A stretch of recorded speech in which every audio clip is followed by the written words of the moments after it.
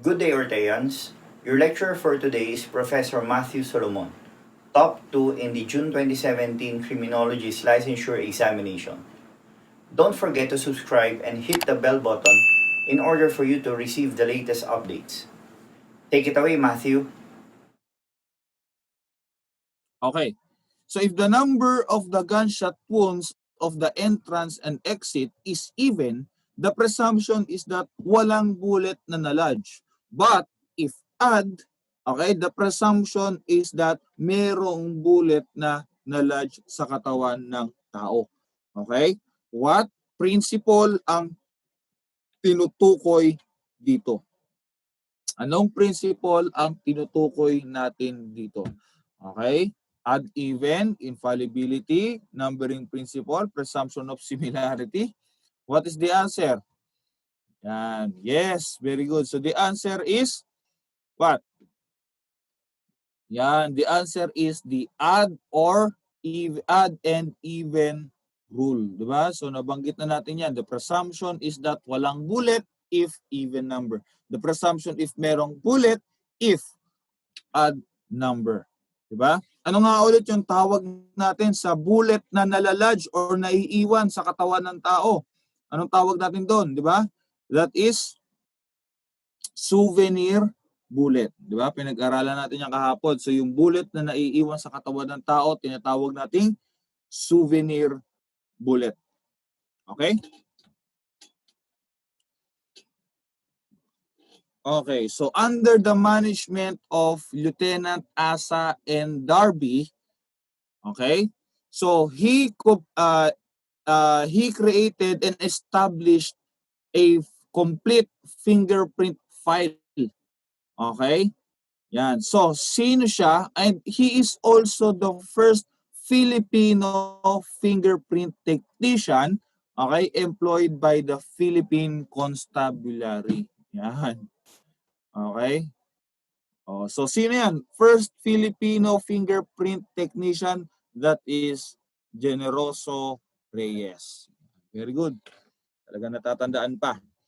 Okay? Paano ko pag sinabi kong Pilipina? Okay, first Filipina na fingerprint technician. Sino yan?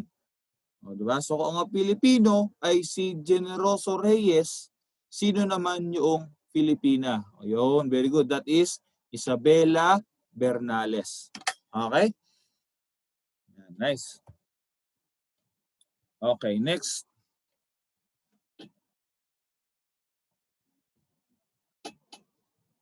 Okay. So, it is found in the red blood cells, okay, which is responsible for the transporting of oxygen to the tissues and carbon dioxide. So, ano yung makikita natin sa red blood cells, okay, na kung saan ito daw yung dahilan kung bakit nakakapag-transport siya ng oxygen. Okay? And also, ito yung dahilan ng reddish color ng blood. Okay? So, ano yan? Okay? Very good. That is hemoglobin. Okay? That is hemoglobin. So, hemoglobin, meron po siyang dalawang compound. Hematin at saka globin. Okay? Hematin at saka globin. So, yung hematin po, it is an organic compound of iron. Okay? Kaya nga, kung mapapansin nyo, di ba, amoy kalawang yung dugo because of hematin. Okay? So, yan. And globin is an organic compound. Okay? Na makikita natin sa red blood cells. So, ang hemoglobin ang dahilan kung bakit po nakakapagdala ng oxygen ang blood. Alright? So, yan. So, serum, guys, is a yan, so pinag-aralan natin. So, the study of bodily fluids, okay, that is serology. So, it came from the word serum, di ba? Yung mga bodily fluids. Leukocytes, okay, yan naman po yung isang term natin for white blood cells. Di ba? WBC.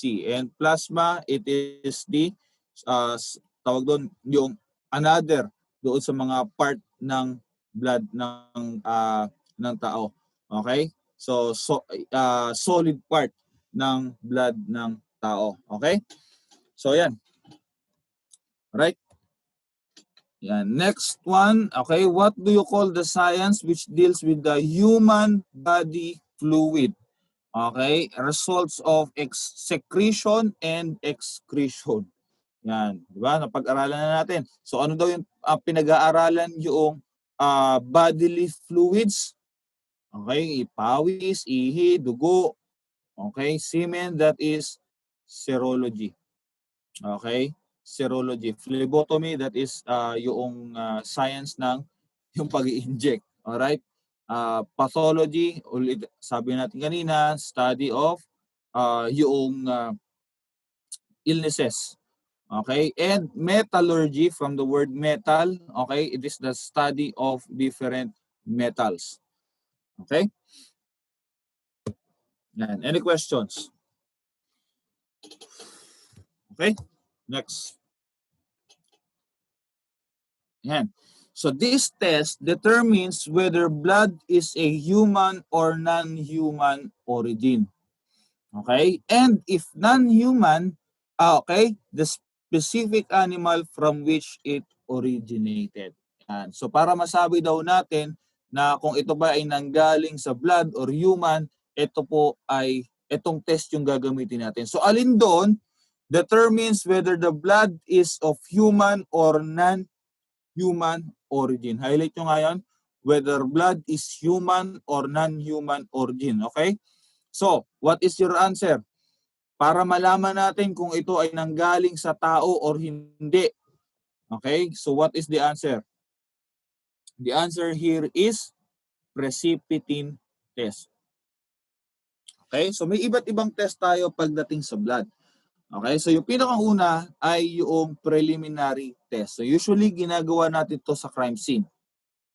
Okay? To determine whether it is blood ba talaga or hindi. Di ba? Now, after noon is that yung confirmatory test. Titignan natin kung dugo ba talaga. Okay? So, preliminary test and then confirmatory test. So, nalaman na natin that this is blood.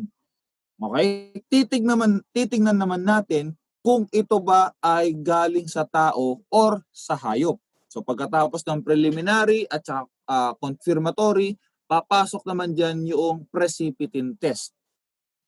Okay? At pagkatapos ng precipitin test, titignan naman natin kung anong blood grouping siya. Okay? Group A, B, AB o Group O. Ayan. So that is the blood grouping test. Okay, so take note ha. Okay, pinakamadalas na itanong sa test yan, which is yung determines whether blood is human or non-human origin. Take note, that is precipitin test. Okay, precipitin test. If you want to learn more from him, take our Road to 1 Million challenge. If this channel hits 1 million subscribers, we will release the rest of his lectures. Or you can watch the rest of his lectures now by enrolling in Ortea Criminology Review. Just message us on our Facebook account for more details. See you soon, Orteans!